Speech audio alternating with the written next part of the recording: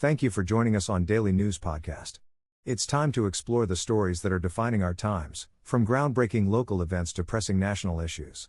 All the news you need, right here on Mangalore Today. In a recent development, the Diocese of Mangalore has expressed deep concern over the unjust arrest and harassment of two Catholic religious sisters in Chhattisgarh.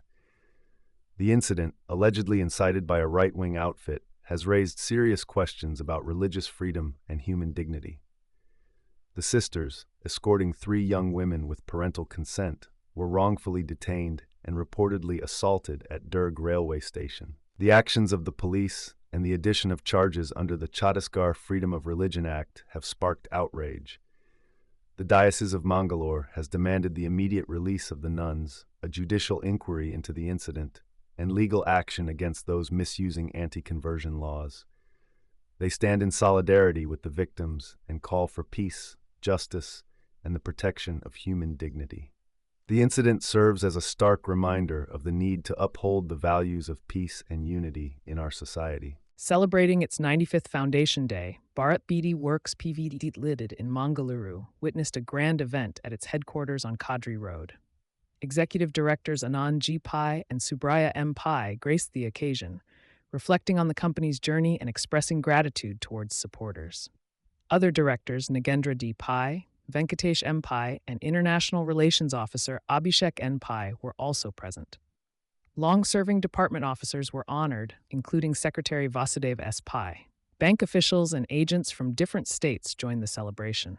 The event concluded with a vote of thanks by Executive Director Sudhir M. Pai, and the program was hosted by CA Shivananda Pai. Mangaluru Today extends warm wishes to Bharat Beedi Works Pvt. Limited on this special milestone.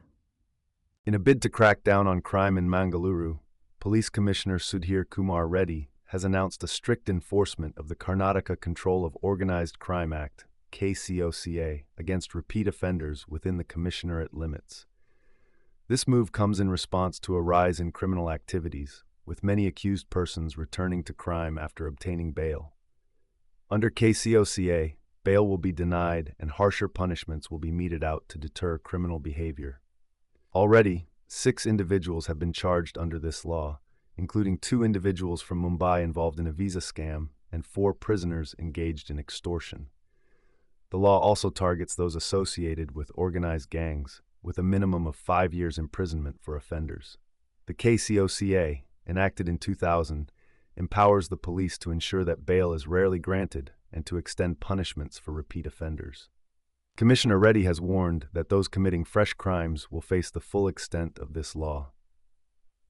In a tragic incident at Chandalik near Vittal, a speeding private bus traveling from Vittal to Mangaluru collided with a two-wheeler ridden by Harsha Bhatt, a priest from Peruvai. The reckless overtaking led to Bhatt sustaining severe injuries. He was promptly taken to the hospital for medical care. The Vittal police conducted an inspection of the accident site. Let's all hope for a speedy recovery for Harsha Bhatt. Drive safe, Mangalore. In a significant development, Revenue Minister Krishna Byre Gowda has announced a crucial initiative to combat coastal erosion along Karnataka's coastline. As per the Chief Minister's orders, an expert team will conduct a scientific study to address this pressing issue. The estimated project cost stands at 300 crore. Minister Gowda, during his visit to Udupi district, highlighted that coastal erosion has been a persistent problem for the past few decades. To find a lasting solution, expert reports from IIT Madras suggest an estimate of 15 crore for every 100 meters of coastline. The state officials have directed deputy commissioners to propose 100 crore for each of the 3 coastal districts, totaling to 300 crore. Apart from this, a plan of 500 crore has been outlined to address landslides in 6 coastal and Malnad districts. Udupi district has been specifically instructed to submit proposals of 100 crore to combat coastal erosion and 50 crore for landslide management. This comprehensive approach aims to tackle these environmental challenges effectively. In a tragic incident, a police head constable from Mangaluru North Traffic Police Station lost his life after consuming rat poison, mistakenly thinking it was medicine. The deceased, identified as Manjunath Hegde, hailing from Chelyaru near Sarathkal and a native of Harakala, was undergoing Ayurvedic treatment for a health issue. Unfortunately, he ingested the poison by accident, believing it to be part of his prescribed medication.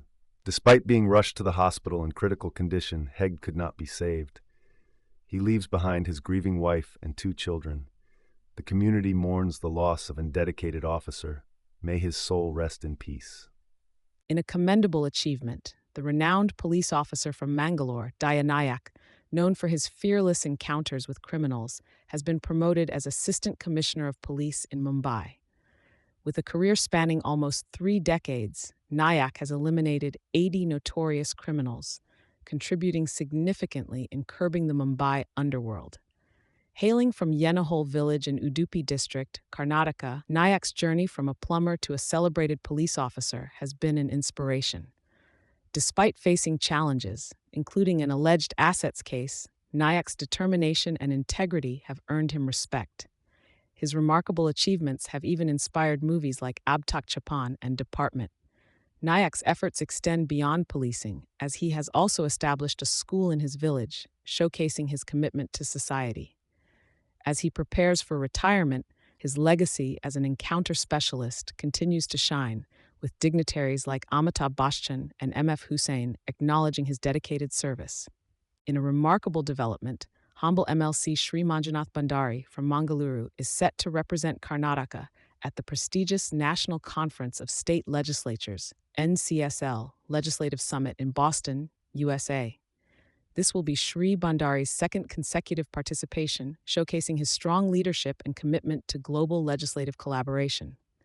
The Indian delegation, organized by National Legislators Conference Bharat, NLC Bharat, includes over 130 MLAs and MLCs from 24 states and 21 political parties, the largest representation at any global democratic platform. This initiative highlights India's dedication to progressive policymaking and learning from international best practices.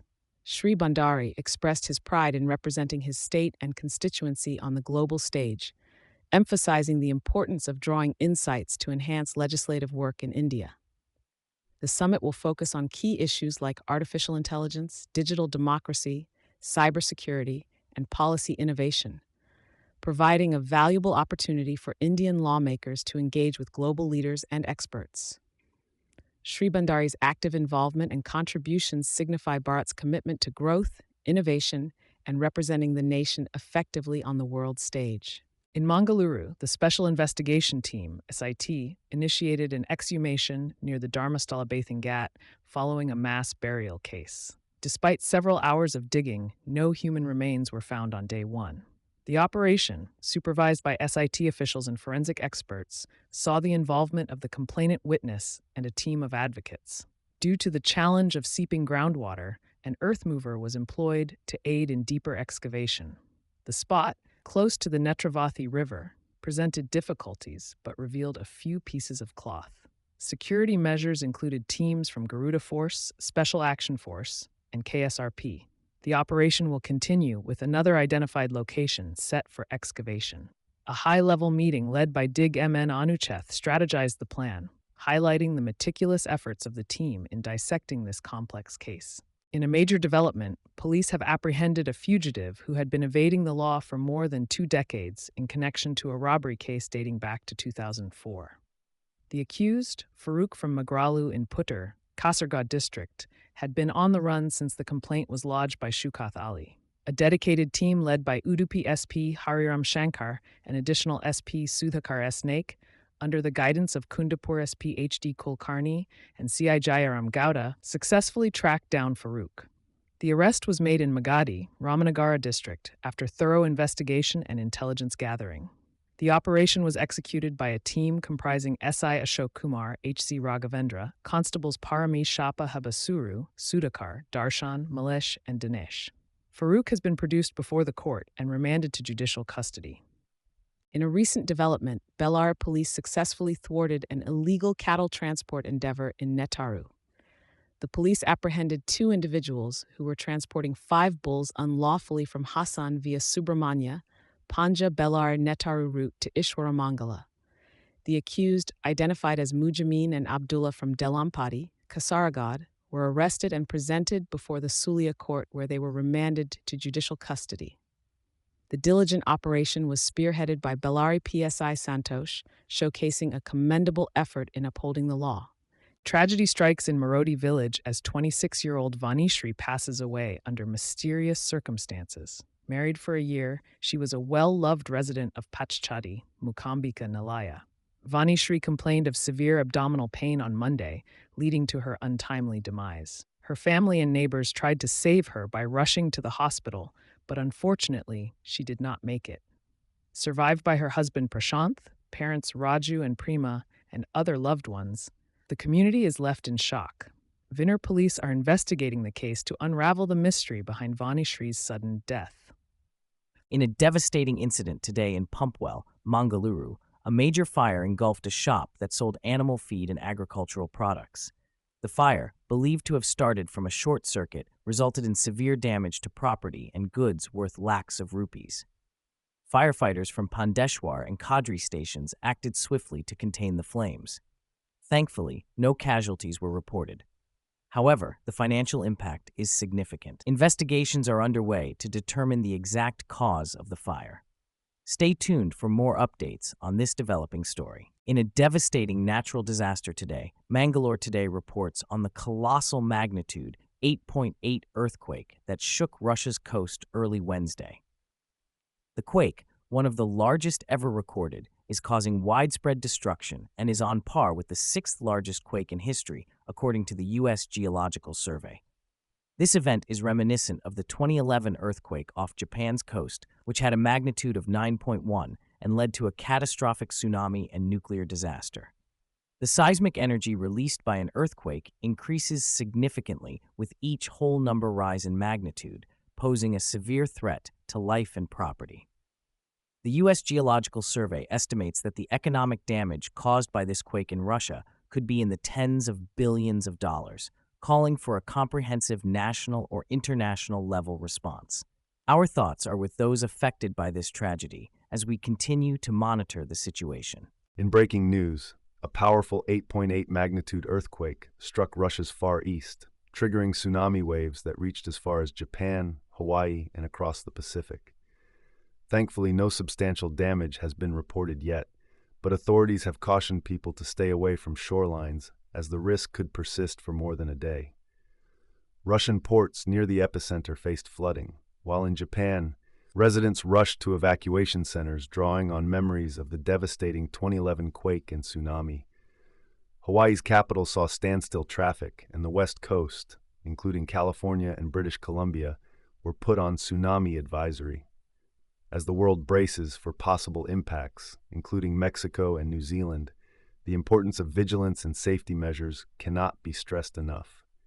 Stay tuned for further updates on this unfolding natural disaster. Mangalore Today brings you the latest update from the capital, where the Bharatiya Janata Party is gearing up for a nationwide Tiranga Yatra from August 10th to 14. The campaign, intended to promote patriotism and highlight the success of Operation Sindoor, will see the hoisting of the national flag in every home and establishment as part of the Har Ghar Tiranga initiative from August 13 to 15. With speeches by top leaders like Narendra Modi and Amit Shah to be extensively promoted, the Yatra aims to inspire national pride and unity among citizens. The campaign will also include a cleanliness drive at key historical sites and a special tribute to martyrs and defense personnel. Stay tuned as this movement unfolds, uniting the nation in a celebration of military achievements and honoring our brave heroes. In a shocking incident, a school teacher in Navi Mumbai has been apprehended for allegedly engaging in a semi-nude video chat with a minor student. The 35-year-old woman faces charges under the Strict Protection of Children from Sexual Offenses (POCSO) Act following a complaint by the boy's father.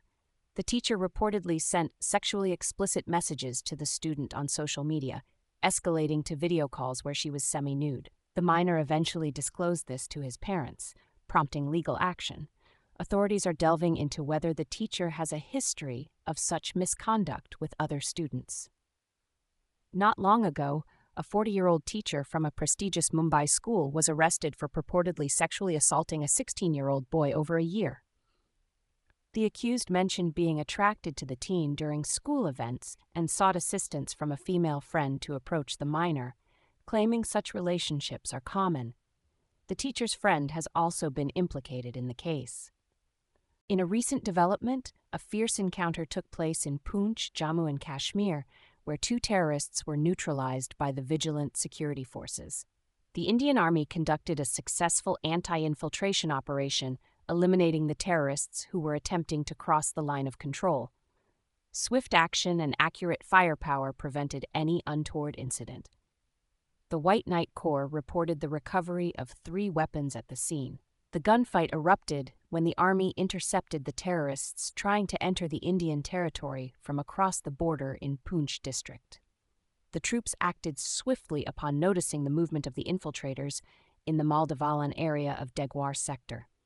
While 2 terrorists were taken down during the encounter, their current condition remains unconfirmed. The operation is still ongoing, and more details are expected to emerge as the situation unfolds. In a major development, the Gujarat Anti-Terrorist Squad has apprehended a woman from Bengaluru with suspected ties to the banned terror outfit Al-Qaeda in the Indian subcontinent. The accused, identified as Shama Parveen, was allegedly running an online terror module and in communication with Pakistani officials. This marks the 5th arrest by the ATS in connection to this case, with previous arrests made in Delhi, Ahmedabad, and Noida. The accused individuals are said to have used social media platforms like Instagram to propagate jihadi propaganda and incite violence against the Indian government. The arrested suspects have been charged under sections of the Unlawful Activities Prevention Act and the Indian Penal Code for promoting AQS ideology and planning terrorist activities. These arrests highlight the ongoing efforts to combat terrorism and maintain national security. In a major crackdown, Lokayukta police conducted raids on 5 government officials in Bengaluru and other parts of the state, uncovering illegal assets worth Rs 24 crore. The raids targeted officials in Bengaluru, Chitradurga, Hassan, and Chikkabalapur, revealing cases of disproportionate assets. Shockingly, some of the officials were found to own multiple properties and land holdings far exceeding their known sources of income. For instance, an official in the horticulture department was found with assets valued at 6.26 crore, including 2 sites and 2 houses. Another official, an executive engineer, owned a staggering 17 sites, 8 houses, and agricultural land, with total assets worth 6.28 crore.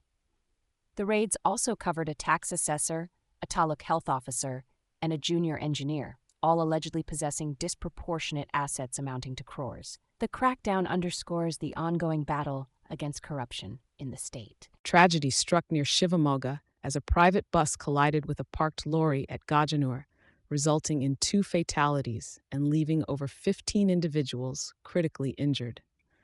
The deceased have been identified as Harshith from Chalakere and bus conductor Anappa from Hosanagar. The passengers were en route from Mangaluru to Shivamoga when the accident occurred in the early hours. Reports suggest the driver swerved to avoid another vehicle, leading to the collision with the unmarked lorry. The injured were swiftly taken to the district hospital for treatment. Our thoughts are with the victims and their families during this difficult time. We thank you for watching today's news roundup. To dive deeper into our stories, please visit our website at mangaloretoday.com. And to never miss an update from us, click that subscribe button. Here's to staying connected. Good evening.